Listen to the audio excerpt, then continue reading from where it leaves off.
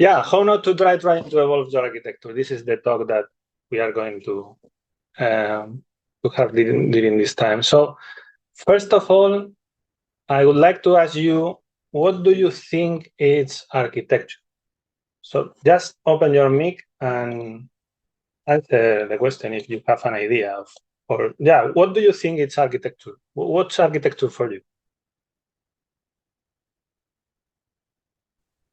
I've seen it defined many times as things that are hard to change, for instance.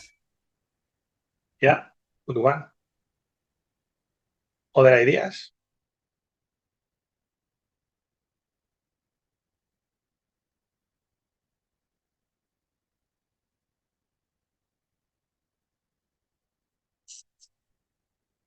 Okay, so if we don't have more ideas, let's start. Yeah, one of the definitions of architecture is the stuff hard to change, or the things hard to change later. No, that's like the main thing. But also architecture sometimes is defined. Ralph Johnson has this definition about architecture is about the important stuff, whatever that is. So in some way, you can see that architecture is not something easy to define. It's an abstract thing. Some examples. What's the difference between architecture and design? What's the difference between architecture and coding? It's a blurry space, no? It's not clear what's the difference between those things.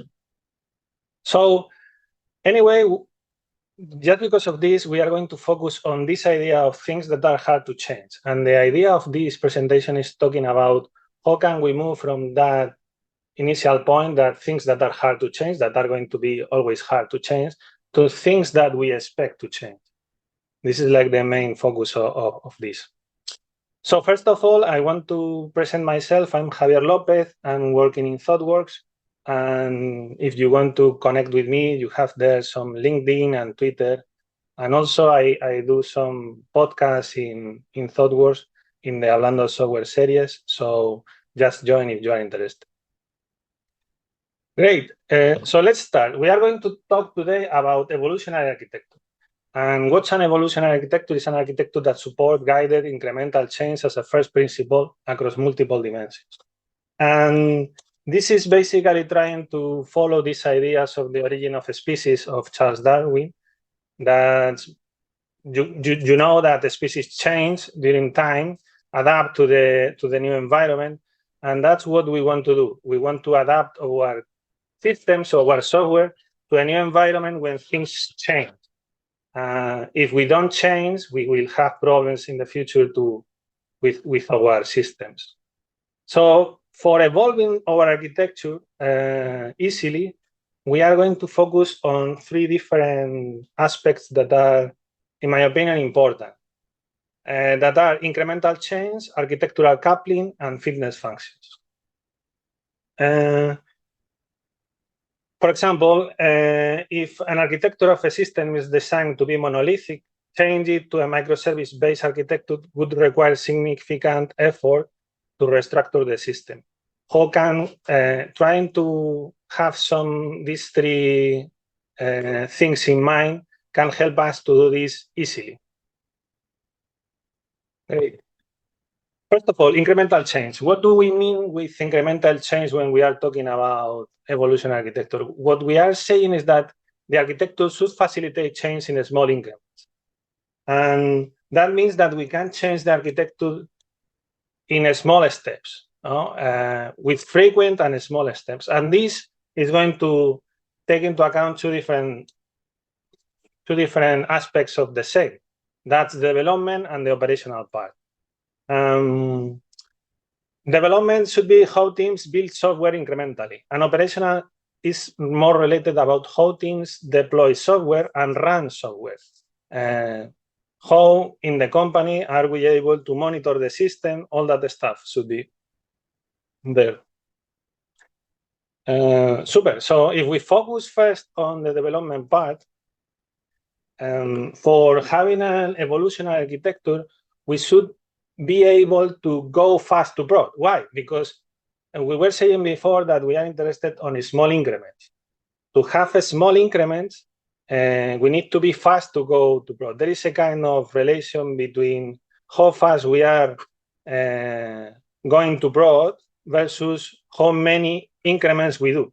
If our path to prod, all the steps that we have to do to put a small commit of our code, of our infrastructure, a small change that we want to do, how difficult is to put that in production?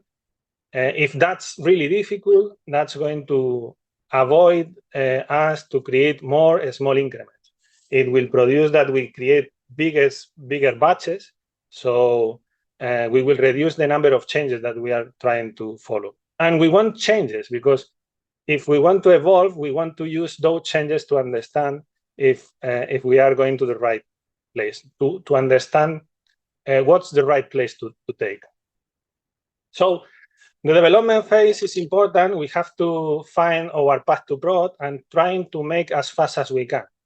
Good ideas here should be like doing continuous delivery or continuous deployment. Those ideas of having an automatic pipeline that's helping us to put a commit in every time that we push it to main in prod as fast as we can.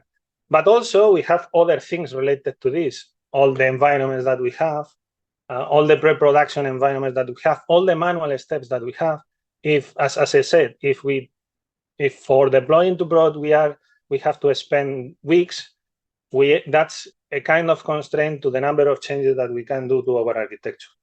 So we want to reduce the lead time. The lead time is the time that we pass from doing a commit until we see that commit in production. So this is a really important thing, trying to automatize as much as we can our path to prod, and also to think about how to reduce lead time in general. And also operational part. No? The operational part is really important. What different ways of releasing software to our clients do we have? Can we, for example, follow this example? In this example, we have a certain seller of widget that has a catalog page and has implemented the microservice architecture. The website allows users to rate widget with a star rating, but other parts of the architecture also need rating, for example, Simpy. So imagine that we have that star rating service that's helping us to have this functionality, and we want to introduce a new way of rate our products. And this new way, it's a new service. Let's say that we want to replace one by another. Can we deploy both at the same time? Can we observe the results of the second service? Can we deploy to prod the second service, the improved star rating, and move some services to use the new one without using the previous one? Or can we use the new improved star rating service just to measure how it's behaving compared to the old one without affecting customers? Can we do that? If for example, do we have blue-green deployments? Do we have launch dark launching deployments? Can we do all of that stuff? That stuff is the one that's going to help us to have a better observability of our system in production, so we can check if our changes in our architecture are going to the correct path or not. So these two things are going to help us to have small increments and being able to play with production to see how is the impact of our changes in prod. Perfect. The second part that we are going to talk about is the architectural coupling. And architectural coupling is the idea that how different pieces of our software connect and rely on one another. And here we can talk about different concepts in software design, that's cohesion, coupling, or modularity. What we want to do with architectural coupling is allowing our service to change small parts of the whole system without affecting the whole system. I mean, I'm going to explain myself. When you do a change has the property that when you have two things coupled, change is like moving from one place to another to another. What we don't want to do is like changing the whole system because I want to do a small change in the system. We don't want to, we want to reduce the scope of a change to all the places that are related to that place. And to do that, we have to create systems where coupling and cohesion are important. So if one service, for example, in a microservice architecture, is really coupled to another service and they are split in two, one change in one service probably is affecting the other service. We want to avoid that. If they are together, if they change together, they should go together. So that's going to increase cohesion and reduce coupling between those two services. But in the other way around, I don't want to have two services together if they are completely unrelated, because that's forcing me to deploy both at the same time. And the same happens with modularity. Not at the same level, but if you have, for example, a monolith application and you want to reduce this idea of changing things that are not related, you can think your monolith in modules, so you can avoid introducing changes in things that are not related. So with this architectural coupling, we are going to think about a quantum. In physics, quantum is the minimum amount of any physical entity involved in an interaction. And here, what we are interested in is an architectural quantum. That's basically, we could define it as an independent deployable component with high functional cohesion. And here, in this example, in this graph, you could see that the architectural quantum is the whole thing. No, it's like the module, the components, the external library, and the data related to this service or thing. For example, in a monolithic architecture, the quantum is the whole application. And in a microservice architecture, the quantum should be each part of each service or microservice that we can deploy independently. So this is interesting because if we have small quantums, we are able to deploy multiple times to production without affecting others, or at least with minimizing how others are affected. This is the good part of microservices, or that's what should be the good part. The problem is, like, if we have a microservice architecture that's in reality a distributed monolith, we will see that's not true, that we can deploy things independently. So when we think about microservices, we should think about services that are talking very few between them, because we want to give them this option, this functionality of being having that we can deploy them independently. Okay, and this is interesting because if we want to change our architecture and we have small quantums, we are able to do more changes without affecting others, or at least minimizing why others are affected.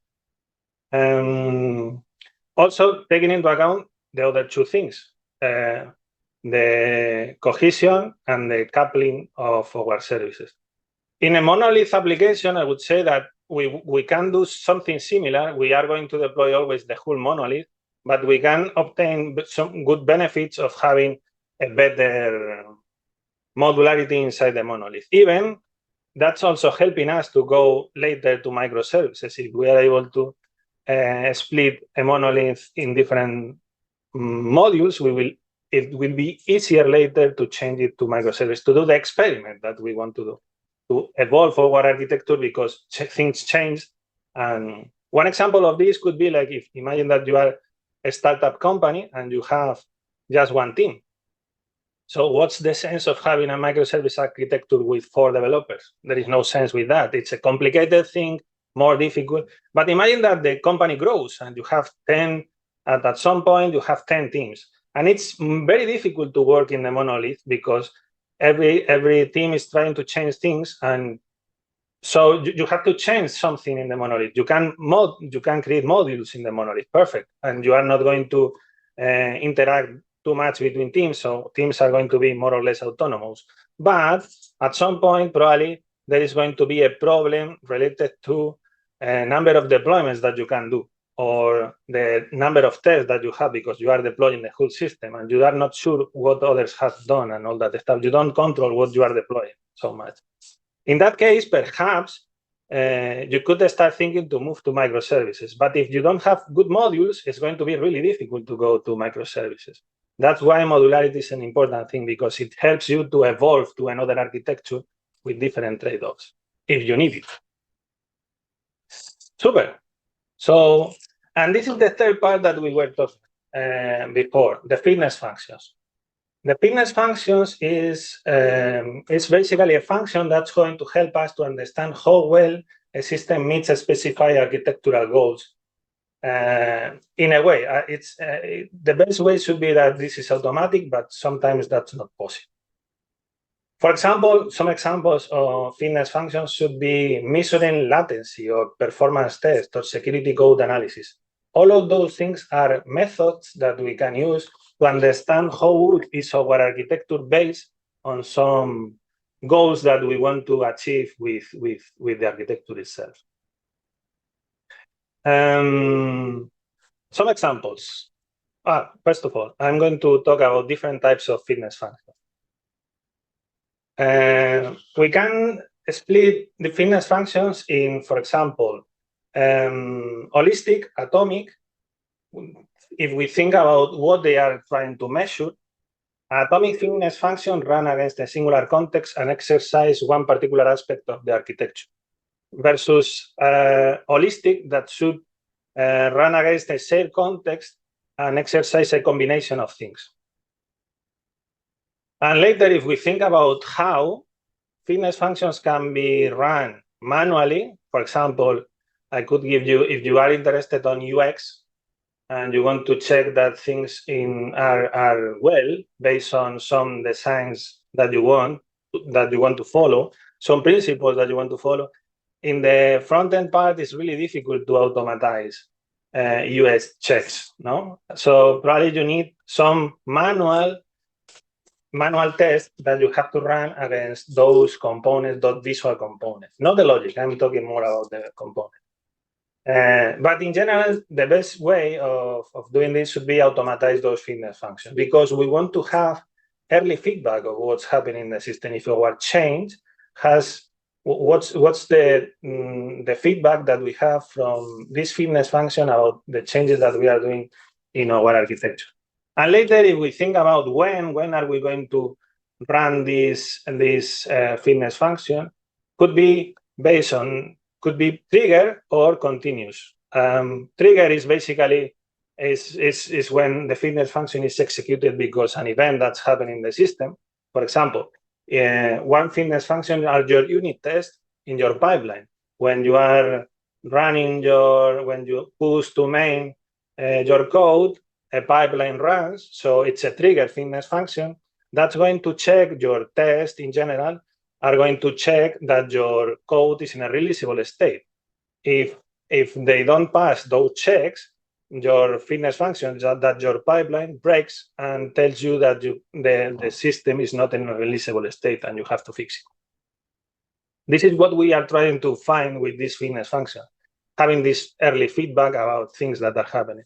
But also you can have continuous fitness functions. For example, imagine that it's really important for us the latency in production for the system that we are building. Latency is really important. I don't know.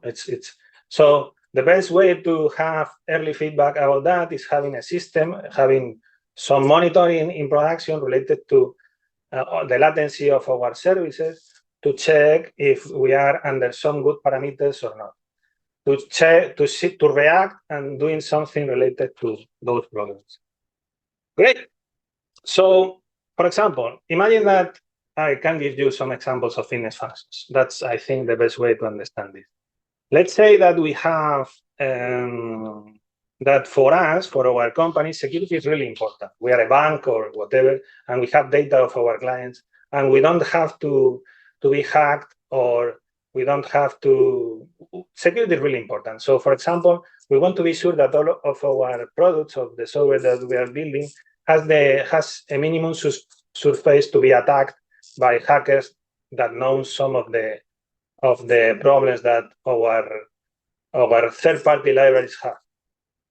So we could use Sneak, that's a service that's helping you to understand vulnerabilities of third-party libraries that you are using in your system and suggest you how to solve those vulnerabilities.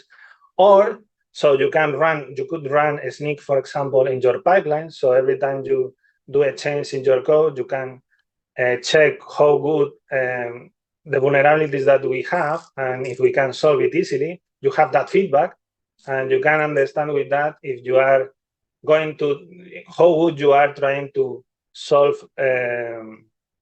security problems in your application.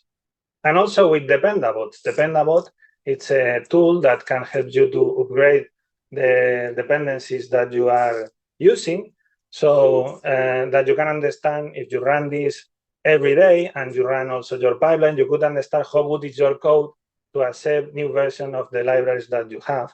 And it helps you to understand what to do to go to the latest version.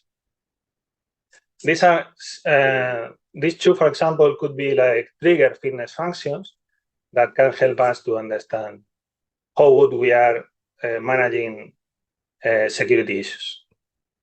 But also, we can use fitness functions to understand how good is our team, how good is our code in the sense of maintainability, or how good we are with flow in the sense of how if we have a good flow of deploying things to production, all that stuff. Imagine that we are super interested on that in our company because we want to give features frequently to our customers. In that case, we could start using a fitness function that should be like the 4 key metrics in our teams to understand what do we have to improve, or in which part we have to improve to have this flow and also maintainability, stability together. So we could doing some fitness functions to calculate the deployment frequency of our team. For example, I don't know, could be different options doing this. There are also some tools that can help you on this. And lead time for changes, basically the same. You could use Git or other GitHub or any other tool that can help you to have these statistics about what is the time between you do a commit until that commit is in prod. Also, you can do the same for time to restore a service or change failure rate. Basically, all of these things, all of these 4 key metrics can be automatized as fitness functions, so they give you feedback about how good you are in maintainability and flow in your teams and code. Another one, imagine that we are interested on modularity. So we could create some fitness functions to check modularity. For example, if we are interested of, let's say that we want to follow an hexagonal architecture pattern.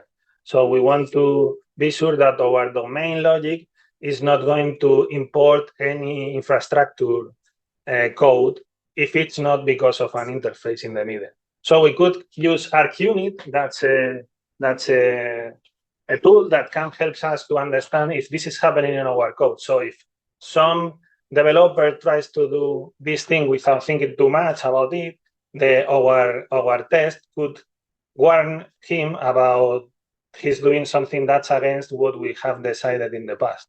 That doesn't mean that this is wrong. It's just having that feedback so that people can understand early that things are not in the way that we want to go.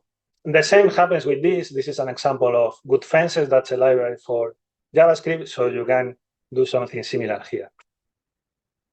Super. So what we have been talking is like about evolutionary architecture, these 3 different aspects, having evolving our architecture in an incremental way, also thinking about that our architecture should be this idea of architectural coupling, having our code, our architecture, our modules, our services decoupled, and with being able to deploy them frequently and in different in small parts, and also govern all of this through our fitness functions. So some functions that help us to identify what's important for us and to monitor those things frequently in the system.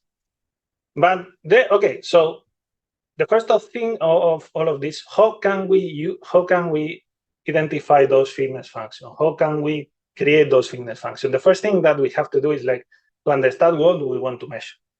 And one of the more important things to understand that is like thinking that the architecture is really is basically affected by the ilities. What I'm saying with ilities is what in the past people usually call non-functional requirements. I don't like to use that word too much, but I think it's just to clarify what's this ilities thing. So availability, UX, reliability, testability, scalability, they are not specifically things that are affecting the user. In reality, they are affecting the user. So but they are not clear things related to customers.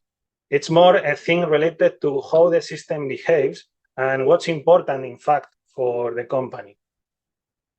So these ilities, you know, everything in architecture and in software in general is a trade-off.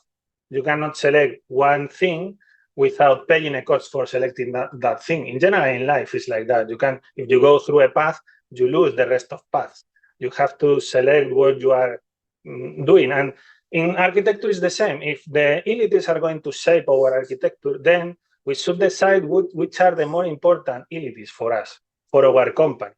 And for doing that, I suggest to do this, to do a session, a trade-off slider session. That's basically a session where we have every of those ilities that I showed you in the past slide, and with people that can take decisions and people affected by all of this that we are talking, the company, some people of different teams, people in different departments, whatever. You can order those ilities and select what's more important and what's less important for the company.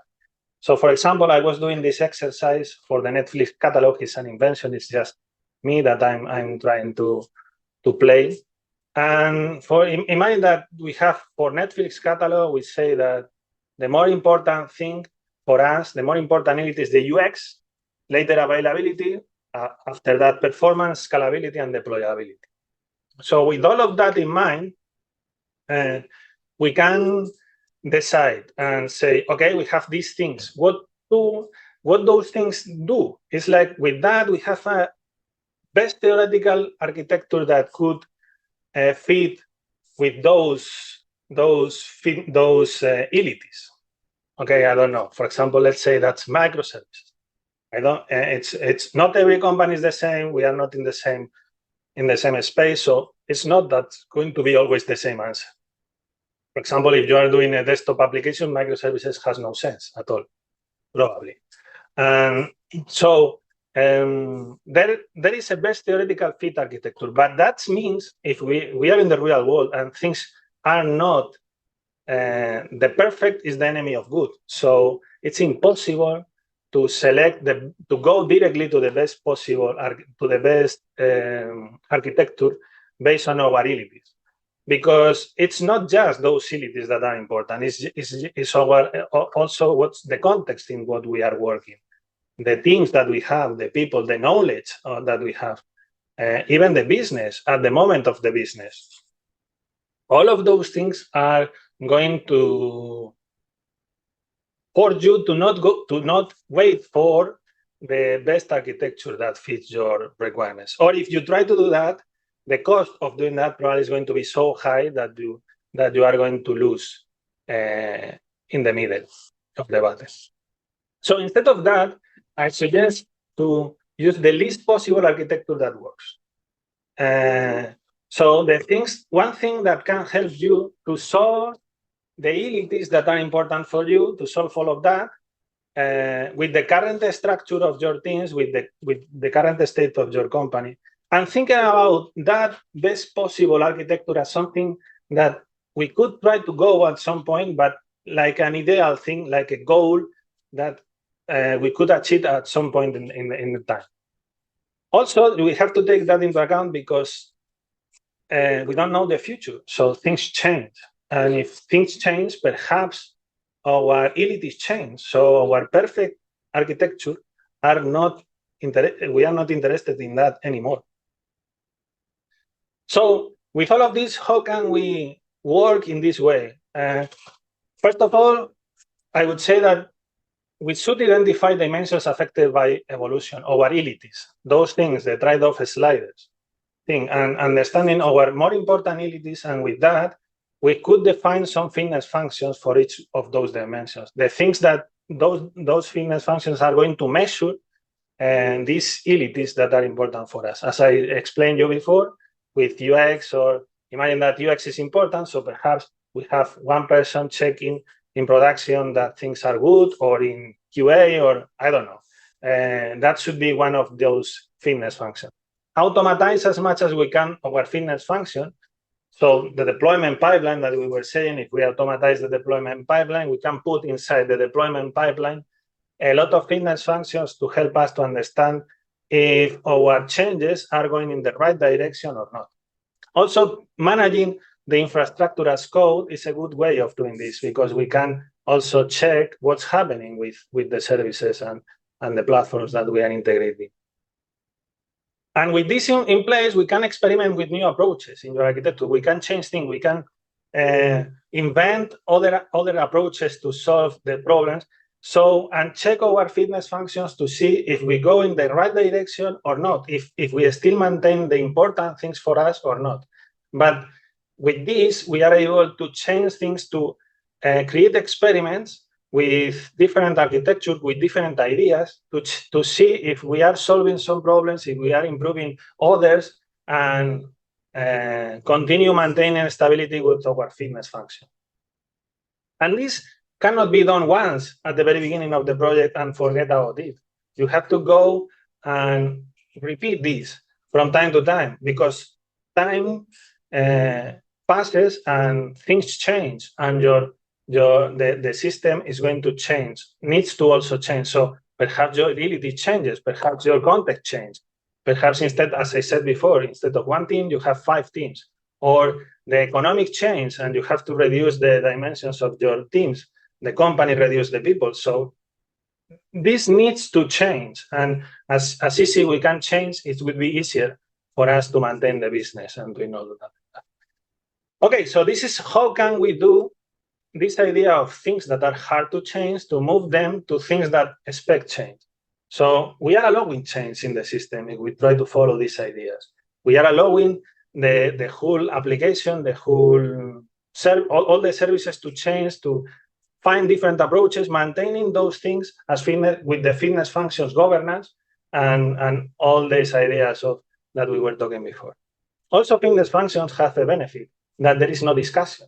If we agree on the fitness function and we say that we have to reduce response time, and the fitness function calculate response time based on 95 percentile, we are not going to discuss later if we really achieve the goal or not. If the fitness function is giving you 5 and you say that 5 is good, 5 is good. We don't have to discuss about subjective things related to this. Okay?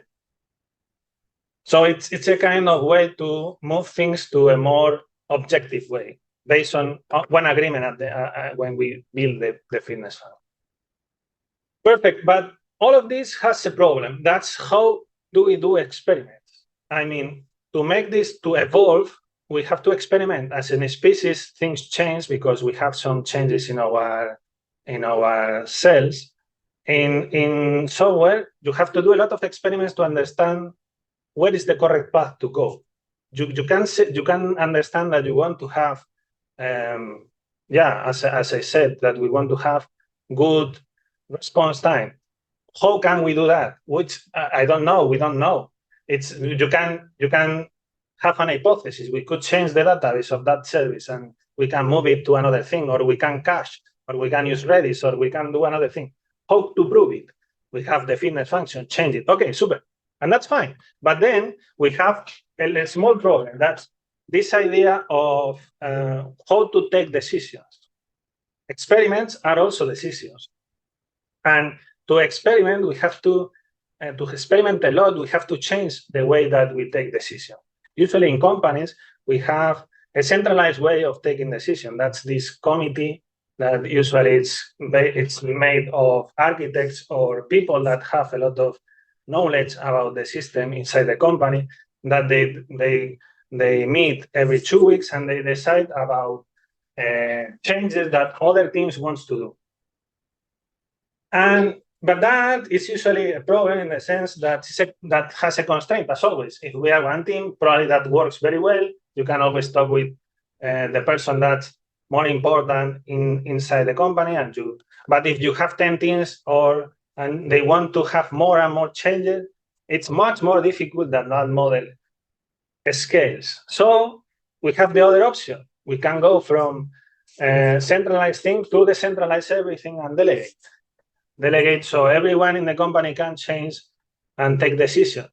But that's sometimes a problem that could move the company to the chaos, in the sense that if every team, let's say that teams are going to take decisions based on that, if every team takes their own decisions all the time, one thing that could happen at some point is like, it's so difficult to move people between teams because the technology is so different. That's another problem for the company. Those things don't help us to do things. And also, usually, distributed decision, people that are in a company, and we are in a situation that we have centralized decisions makers, they are not going to like this idea because they are losing some kind of power, and that's normal. It's because it's part of the human being. We are fair. We have fears. So I think it's more easy and better to think in a way to have distributed decisions, but with a lightweight governance, not a heavyweight governance as it was before. And this is basically using this idea of subsidiarity. Subsidiarity is a principle of social organization that holds that social and political issues should be dealt with at the most immediate or local level that is consistent with the resolution. So basically, this means that if you want to do a change and that change only affects you, you can do it, and that's it. If the change affects the team, needs to be done inside the team and agree on the team and all that stuff. But if you need to involve other teams, other people outside your team, you need to find a way to communicate those decisions with others and to have feedback from them without making this something that happens from month to month, because then you reduce the number of decisions. We want to multiply the number of decisions. One way of doing this, at least one way I've seen in the past that works, is using design document. As I said, design document is not something to use inside the team. It's something to use as a lightweight governance when you want to take decisions between teams in a distributed way. So you can, in that document, you could, it's a shared document basically where you can add some ideas and about your experiment, what you want to build, and how are you going to put in production, whatever you want.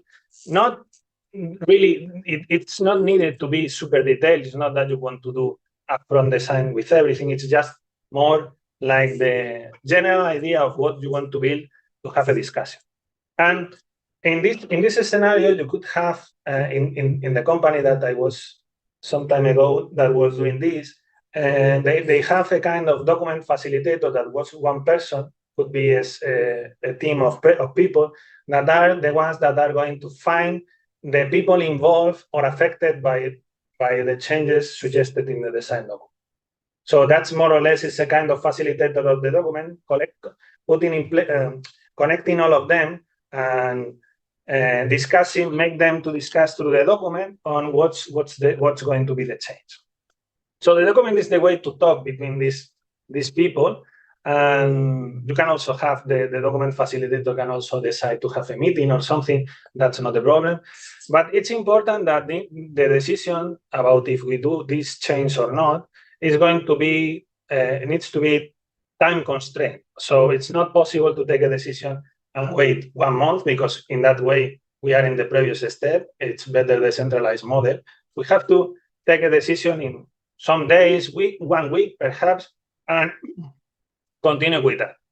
The decision is made, and we do our changes affecting others. People knows about this. We ask for their feedback and all that, And that's also help us to understand which are the decisions made in the architecture, sometimes at what moment, in which context, because those design documents can be collected, and they are going to move to a kind of immutable documentation of the decisions made between teams.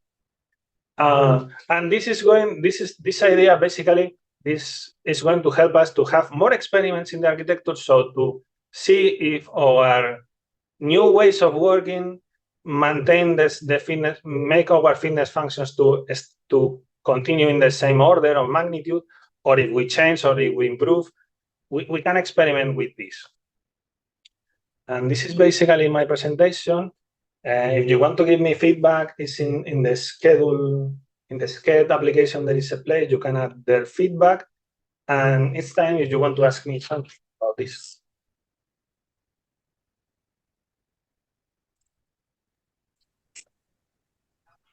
Yeah.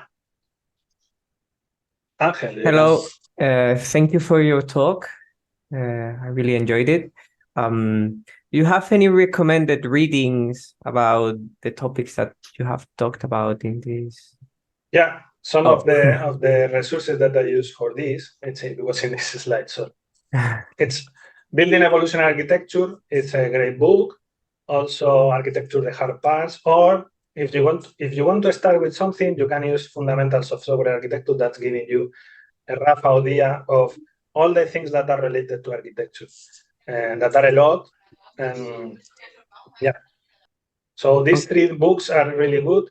And I also included one blog I wrote about this idea of having distributed decisions inside the company without the cost of the chaos. Thank you. I also have another question, which is the design document that you have talked about has sounded to me a bit like the analysis model of RUP. Is it like a bit similar? No, I mean, no. It's more. Imagine that you want to do a change. No, how can you? Okay. And you want to explain that change to a set of people. Okay. How are you going to organize that explanation? Just write it in a document, and no, it's like that. It's like instead of just talking and forget and not having a persistent way of discussing, just use the document as the discussion. So you have to put, it's like a compiler. It's not like that, but you have to put your ideas inside the document. And that's the first step to see if you are able to do those changes or not. Thank you. There was one more question regarding the books, whether you could block them or share them as a blog link. Sorry, which one? The books? Yes. Yeah. Whether you could post them. I can. It's here, but yeah, you can search. If the titles are here, if you go to Amazon, you will see. For example. Anyway, my presentation is uploaded inside the Sched, so you have access to all of this and you can use it.